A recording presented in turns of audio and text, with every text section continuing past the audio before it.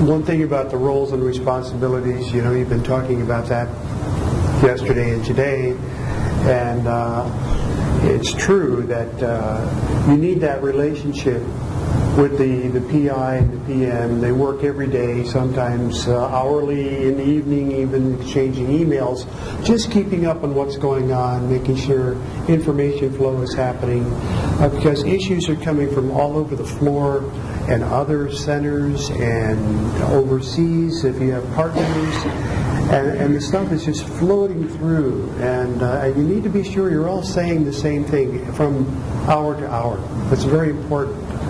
And one of the other things about the role we have is that Neil let me manage the system, the people, and the job.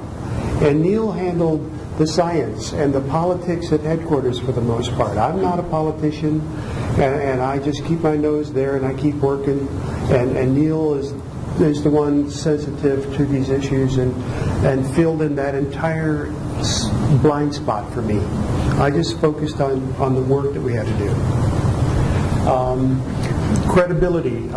There's nothing like credibility. As much as you try to maintain credibility, it's one of the most elusive things to keep all the time, because I can't tell you what, more than once or twice or three times, we had been down at headquarters telling them this is the last time, and we would be in the car driving home, or even at headquarters, when the phone would ring and we just burned out something else. And it was like, they're just never going to believe us. They're just never going to believe us.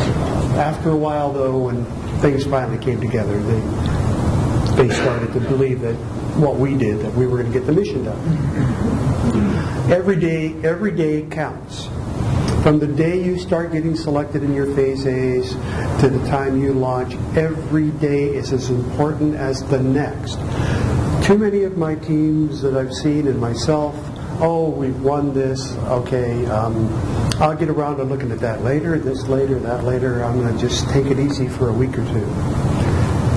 There's not enough paranoia in that situation. You need to be a little more paranoid. You've got to be cranking every day, and every day, even from the start to the end, is just as important as the next.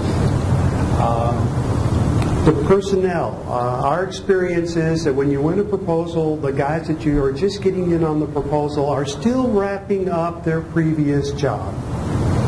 They may have helped you, or somebody else helped you with the proposal, but now you've won. Now it's time to get cranking, and you find out that they still have commitments to these other jobs because they may have 6 more months to work. And that's not a good thing. Like I said, every day counts. Sometimes you just can't avoid it, and it has been said here, in the last couple of days, that to get the best people, you might have to wait a little bit. That's important. And the contractor partnering, what helped us a great deal on SWIFT was the way we worked with our contractors and our university partners. It's a badgeless team.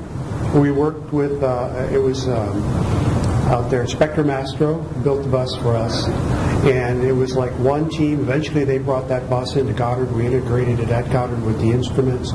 We brought MSSL in and Lester in from Penn State. They all came down and camped with us and did the integration. So it becomes a badgeless team, and you don't care who's doing what so long as it's getting done for the most part.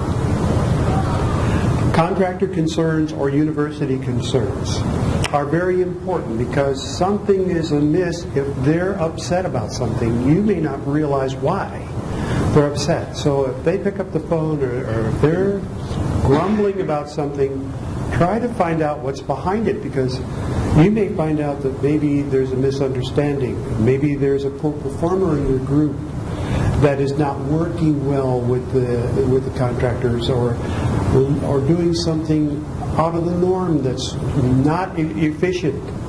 So you've got to listen to what the problems are that they're bringing to the table. There's something behind it. Normally they don't grumble for no reason. Okay.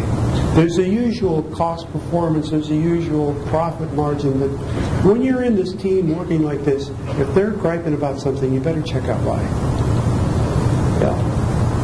I got lectured one day by our Penn State manager up there. Remember, after I came on, and I've been working a month or two or three, and all of a sudden Penn State shows up in force, sits down with Neil across my office table, and they said, Joe, don't you realize we're partners here? They said, I hate to say this, but you're treating us a lot like a contractor, which confused me because I thought I was working pretty well with my contractors. So I was accused of treating my partners as contractors, and it took me by surprise. And I didn't know what to make of that comment at first, and finally it began to dawn on me that maybe as partners you don't use the same terminology, you don't direct, you don't provide requirements, you more or less ask and have dialogues and things, and so that was a neat lesson to learn that day. There's another feature, and I'll wrap up, and that is we've heard about the cost and schedule and technical merits of D-scopes, but there's another side to D-scopes, and that's there is politics associated with some measure of D-scope that you take on your program. Sometimes you may think it's a good idea to take a particular D-scope, but it affects others in the way they see the mission, and it affects your partners in some ways. Sometimes it makes good cost sense to take a D-scope, and I think I pushed a little too hard in one case where we were looking for money. We tried to save money. We tried to squeeze it so hard that we thought we would save $1 million by taking off one of the solids on the Delta rocket. Now it was a four solid rocket. We made it 3. That meant our inclination would be less. More. We, instead of getting down as far as we wanted to, we ended up a little higher in inclination than we would have liked. And I think at the time we felt that was a reasonable cost trade. It looked like we were offering up something to save money from our side. It looked like people paid attention that you're saving $1 million, and we worked hard to show that we were trying to do our best. In hindsight, later I became to appreciate on an X-ray or a detector system like this one, you want to be under the South Atlantic anomaly as much as you can. That's a real problem for you because it upsets your calibrations, it turns off your detectors, things have to be re-zeroed as you go through the South Atlantic anomaly, and the farther south you can get yourself, the less likely that's going to be a problem.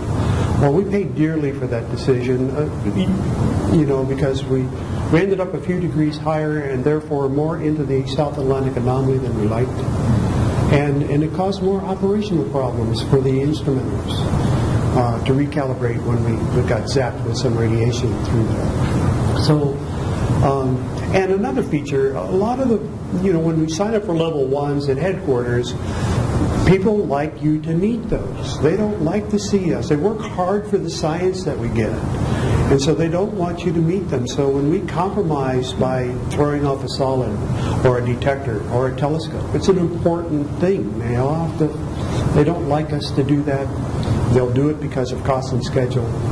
But I think I pushed a little too hard in a case like that, making a case for saving $1 million for more of the sake of image than anything else. I'm sure we would have gotten $1 million someplace. Didn't have to throw the rocket off. Didn't have to do that. So I pushed too hard for something we would have gotten anyway. I didn't appreciate the political side, that there are forces helping you keep your level 1 problems beyond what the project manager understands at headquarters. That's what the scientists and the PI do for us. They protect us in that regard, and the PE does that too. Between the PE and the project scientists and the PI, they're all out protecting the interest of the mission. Okay, and so there's a lot of allies you have. So pay more attention to some of these D-scopes than you might otherwise.